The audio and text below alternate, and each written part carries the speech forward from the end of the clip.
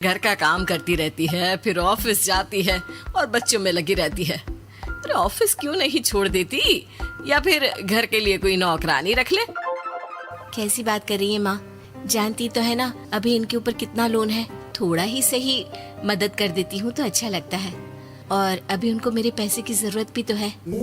सुधा चंदर को बचपन से प्यार करती थी। एक ही मोहल्ले में खेल कूद कर बड़े हुए दोनों। जहाँ सुधा संपन्न परिवार से थी तो वहीं चंदर का परिवार आर्थिक परेशानियों से जूझता ही रहा।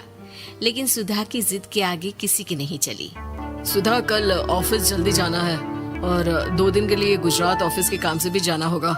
अरे कैसी बात कर रहा है बेटा, बहू को अगले महीने बच्चा होने वाला है, इस वक्त तो उसके साथ रहे। अरे कोई बात नहीं ना माँ, उनको जरूरी काम होगा, वरना मेरा चंदर ऐसे वक्त में मुझे छोड़कर कभी नहीं जाता। चंदर सुबह घर से निकलता तो आधी रात को घर में घुसता, वो भी शराब के नशे में। चंदर की माँ उसे खूब समझाती। अरे माँ, देख रही हो ना कितना कर्जा है सर पर, काम करना पड़ता है। दिन रात काम नहीं करूँगा तो घर कैसे चलेगा। अरे लेकिन बहू को भी तो देख लिया कर, इस हालत में भी घर का बाहर का सारा काम करती है। चंदर तो जैसे माँ की बात सुनकर भी अनसुना कर देता है। ऑफिस के बाद चंदर का फोन माँ के पास आता है। माँ, वो ऑफिस के काम से आज रात के लिए पास के शहर के ऑफिस जाना पड़ रहा है, कल सुबह आ जाऊंगा। सुधा रात को कमरे में सो रही होती है कि उसके पेट में दर्द होता है। सुधा चंदर को वीडियो कॉल करती है। इनको फोन कर लो, शायद कुछ आराम मिले। लेकिन 10 बार फोन करने पर भी वो सुधा का फोन नहीं उठाता। ऑफिस के काम से गए हैं, हो सकता है बिजी हो। कितनी मेहनत कर रहे हैं हम लोगों के लिए। सुधा सो तो जाती है, लेकिन अकेले उसे कमरे में डर लगता है। अगले रोज चंदर घर आता है, जहाँ सुधा ऑफिस जाने के लिए तैयार हो रही थी। तुम आज भी ऑफिस जाओगे? कल रात भर तो ड्यूटी की है, थक जाओगे, छुट्टी ले लो ना। अरे नहीं नहीं, कैसी बात कर रही हो, ये तो पॉसिबल ही नहीं है। अच्छा रुको, मैं जल्दी से तुम्हारा खाना और नाश्ता बना देती हूँ। बेचारी सुधा ऑफिस जाना छोड़कर लग जाती है पति के लिए खाना बनाने, उसके कपड़े प्रेस करने और जरूरत का सामान मुहैया कराने के लिए। हो सके तो रात की ड्यूटी मत लिया करो ना, मुझे बहुत डर लगता है। अरे यार क्या है, तुम तो ऐसे बिहेव कर रही हो कि तुम ही अकेली हो जिसे बच्चा होने वाला है। इतने लोगों के पति जो काम के सिलसिले में बाहर होते हैं, उनका क्या? सुधा को चंदर के मुंह से ये बातें अजीब लगती है। अरे हुआ क्या है तुमको? पहले तो तुम मेरा कितना ख्याल रखते थे, मेरे पास रहते थे, मेरी दवा से लेकर खाने पीने तक का सारा ख्याल। और अब इस बार तो तुम एक दफा भी मेरे साथ डॉक्टर के पास नहीं आए, क्यों? अरे पागल हो गई हो क्या? पागल वाली बात कर रही हो। काम धंधा देखो या फिर तुम्हें लेकर टहलता फिरूं। और मुझे शुक्रवार की रात को काम से निकलना है, सोमवार आऊंगा। सुधा को समझ में नहीं आता कि क्यों अचानक से चंदर को फील्ड का काम मिल गया है।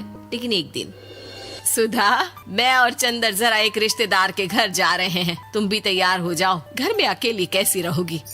अरे नहीं नहीं, इस हालत में इसे लेकर जाना ठीक नहीं है। अरे लेकिन मैं ऑफिस भी तो जाती हूँ, फिर घर में अकेले। चंदर उसकी कोई बात नहीं सुनता। वो सीधा कार निकालकर माँ को लेकर चला जाता है।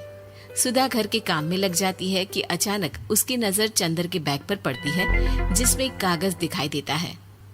इनके कागज भी ना इधर उधर फैले होते हैं, एक भी खो जाएगा तो बवाल करेंगे। लेकिन जैसे ही सुधा वो कागज खोलकर देखती है तो वो सदमे में आ जाती है। दरअसल वो कागज नहीं, बल्कि चंदर और उसके ऑफिस में काम करने वाली लड़की चांदनी की गोवा की टिकट होती है। सुधा चंदर के बैग को खोलकर देखती है तो उसे होटल के बिल से लेकर महंगे गिफ्ट्स और दूसरे शहरों के टिकट मिलते हैं। सुधा को समझते देर नहीं लगती कि उसका पति किसी और लड़की के साथ है। चंदर के आने पर सुधा उससे बात करती है। अरे नहीं नहीं, ऐसा कुछ नहीं है, तुमको गलत फहमी हो गई है। लेकिन जब सुधा के सवाल तीखे हो जाते हैं तो चंदर को अपनी गलती माननी पड़ती है और वो सुधा से माफी मांग लेता है। सुधा फैसला कर लेती है कि वो चंदर को छोड़ देगी। बच्चे और सामान को लेकर वो घर से निकल ही रही होती है कि सास उसे रोकती है। कहाँ जाएगी बेटा, रुक जा। चंदर को सुधा का जाना खल नहीं रहा था। वो झूठे मुंह भी उसे रोकने की कोशिश ही नहीं कर रहा था। सुधा चंदर को देखती है और मायके चली जाती है। मायके में माँ कहती है, अरे आज से कैसे घर छोड़कर आ गई? कौन सा चंदर तुझे छोड़ रहा था? माफी तो मांग ली थी ना। देखो बेटा, बेटी डोली में जाती है और अर्थी में ही निकलती है। पर पापा, मेरा आत्मसम्मान। उसका क्या? आपने मुझे पढ़ाया लिखाया है, इस लायक बनाया कि मैं खुद का खर्चा उठा सकूं, बेटी को पढ़ा सकूं, एक अच्छा जीवन पाऊं। अरे लेकिन पति की जरूरत तो होती है ना सुधा दीदी, और अगर आपको नहीं है तो इस बच्ची का सोचो जो अपने पिता से इस कदर जुड़ी है। आने वाले बच्चे की सोचो जिसके आने से पहले ही आपने पिता का प्यार से दूर करने की सोच ली। सुधा फोन देखती है लेकिन चंदर का कोई कॉल नहीं होता। वो समझ नहीं पाती कि अपने आत्म सम्मान के बारे में सोचे या बच्चों के बारे में।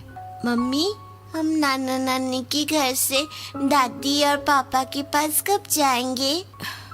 नहीं जाएंगे बेटा, अब यहीं रहेंगे। नहीं मम्मी, मैं पापा के पास जाऊंगी, मुझे दादी के साथ रहना है। और मेरे साथ? हाँ, आपके साथ भी तो, सबके साथ माँ। देखो सुधा दीदी, आपके सर पर पिता का साया होना जरूरी होता है।